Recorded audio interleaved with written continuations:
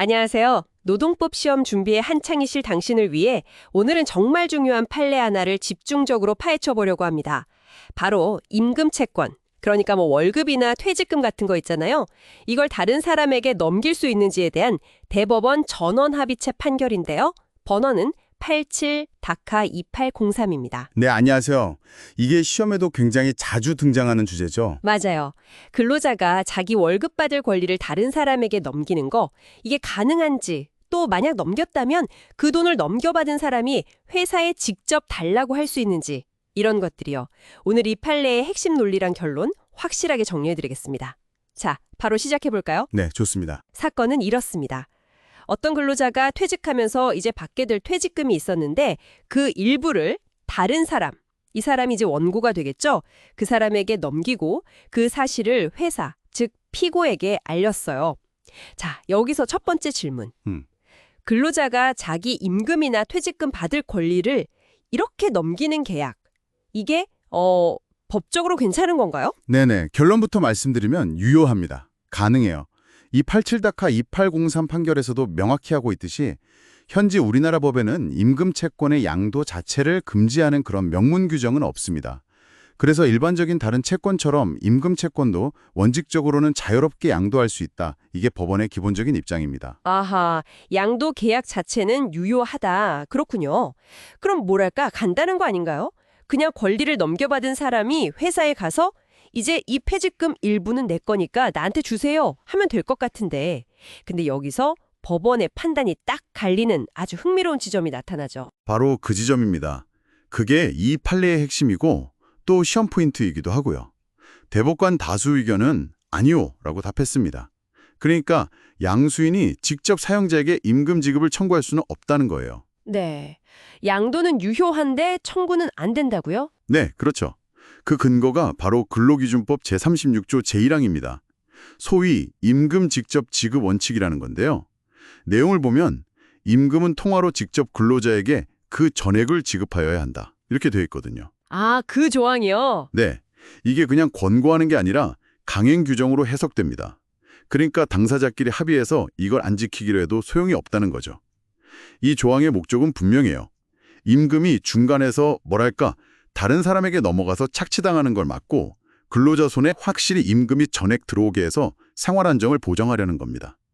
따라서 설령 근로자가 자발적으로 자기 임금 채권을 다른 사람에게 양도했더라도 사용자는 여전히 양수인이 아니라 근로자 본인에게 임금을 줘야 할 의무가 있다는 겁니다. 와, 이게 바로 기존의 대법원 판례 입장을 변경한, 그래서 전원합의체 판결로 나온 중요한 결론입니다.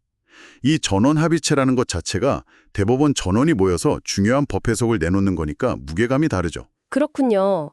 그러니까 제가 예를 들어 퇴직금을 친구한테 넘기기로 계약했어도 회사는 제 친구가 아니라 저한테 퇴직금을 줘야 하는 거네요? 맞습니다. 그럼 이게 받아서 친구에게 주는 건 그 다음 문제고요. 아, 상당히 의외네요. 그럼 이 해석에 대해서 반대 의견은 없었나요? 물론 있었습니다. 소수 의견이 있었죠.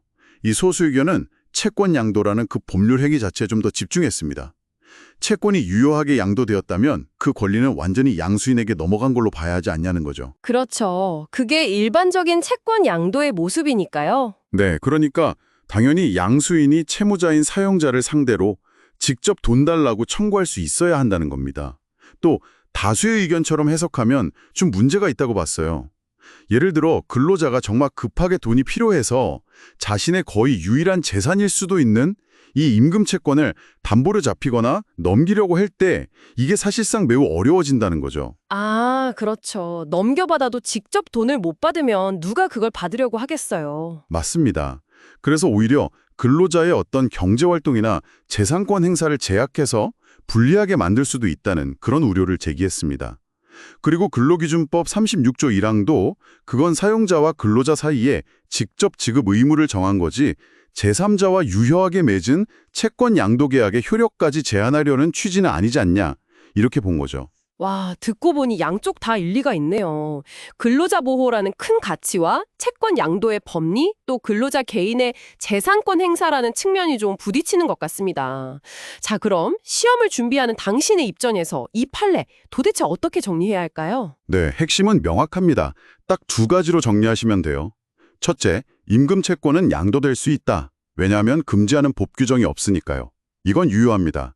둘째, 하지만 현재 대법원 다수의 의견에 따르면 양수인은 근로기준법상 임금 직접 지급 원칙 때문에 사용자에게 직접 임금 지급을 청구할 수는 없다. 네. 사용자의 지급 의무는 여전히 근로자를 향한다.